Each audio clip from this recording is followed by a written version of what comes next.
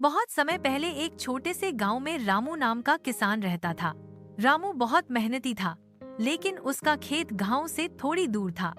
हर रोज उसे अपना सामान, सब्जियां और अनाज खेत से घर तक लाना पड़ता।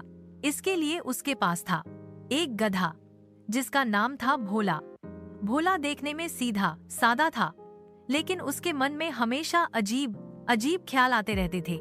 रामू सुबह सुबह भोला को अनाज से लादता और खेत या मंडी तक ले जाता।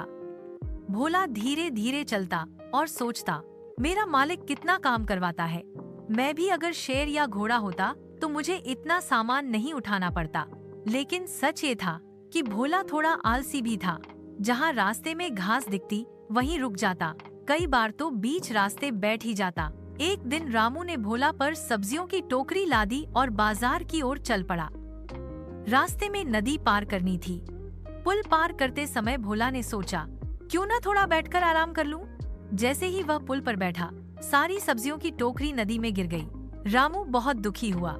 बोला, भोला, तेरे आलस की वजह से मेरा सारा सामान बर्बाद हो गया। आज मुझे घाटा सहना पड़ेगा। भोला ने सोचा, अरे थोड़ी सब्जियां ही तो गईं, मालिक क्यों इतना परेशान है। लेकिन रामू के घर में उस दिन चूल्हा मुश्किल से जल पाया। धीरे धीरे भोला की आलसी हरकतें पूरे गांव में मशहूर हो गईं। गांव के बच्चे उसे देखकर कहते, देखो देखो, आलसी भोला आ गया। भोला को यह अच्छा नहीं लगता, पर वह कुछ कर भी नहीं पाता।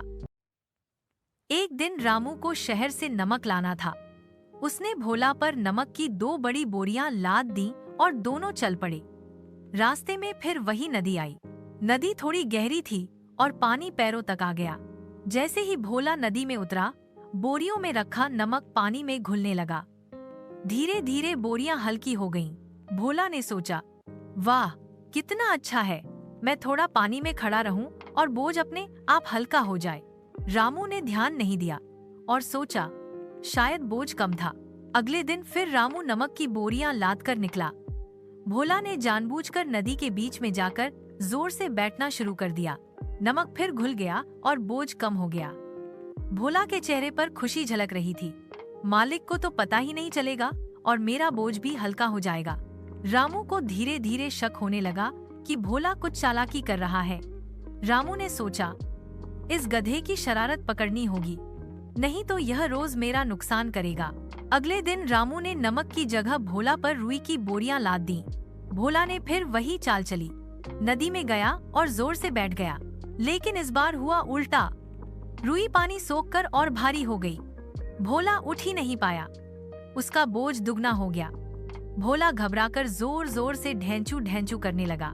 रामू ने हंसते हुए कहा, देखा भोला, चालाकी हमेशा काम नहीं आती। अब मेहनत करनी ही पड़ेगी। किसी तरह रामू ने मदद करके भोला को बाहर निकाला। भोला थककर चूर हो गया था और समझ गया कि शॉर्टकट हमेशा काम नहीं आते। उसने सोचा, काश मैंने मालिक को धोखा न दिया होता। मेहनत करना आसान था, लेकिन चालाकी करके मैंने खुद को ही मुश्किल में डाल लिया। कुछ दिनों बाद गांव में बड़ा मेला लगा। रामू ने सोचा, इस बार भोला को अच्छे से सजाकर मेले ले चलूं। सबको दिखे कि मेरा गधा भी खास है। रामू ने भोला को नहलाया, उसके गले में रंग बिरंगे कपड़े बांधे और माथे पर लाल टीका लगाया। भोला बहुत खुश था। उसने सोचा, वाह, अब मैं भी घोड़े जैसा दिख रहा हूँ। सब मुझे देखकर ताली बजाएंगे। लेकिन मेले में क्या हुआ? लोगों ने भोला को देखकर हंसना शुरू कर दिया। अरे, ये तो वही आलसी भोला है, कपड़े पहनकर भी गधा ही दिख रहा है। भोला उदास हो गया। उसने सोचा, शायद सिर्फ सजने संवरने से कोई बदल नहीं जाता। असली इज्जत तो मेहनत करने से ही मिलती है। एक दिन रामू को मंडी में जल्दी पहुंचना था। उसने भोला पर अनाज की बोरियां रखी और बोला, भोला, आज मुझे समय पर पहुंचना है। अगर तू मेहनत करेगा तो मैं तुझे गुड़ खिलाऊंगा।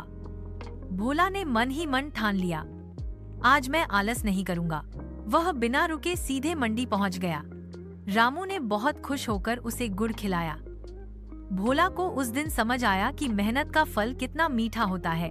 लेकिन भोला पूरी तरह सुधरा नहीं था।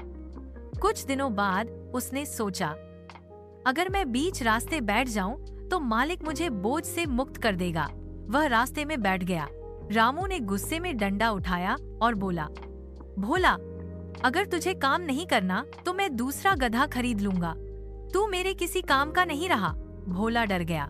उसने तुरंत उठकर बोझ उठाया और आगे बढ़ चला। उस दिन उसे एहसास हुआ कि आलसी बनने से उसका मालिक भी उससे दूर हो सकता है। धीरे धीरे भोला ने अपनी आदतें बदल दी। अब वह समय पर काम करता, रास्ते में रुकता नहीं और मालिक की मदद करता।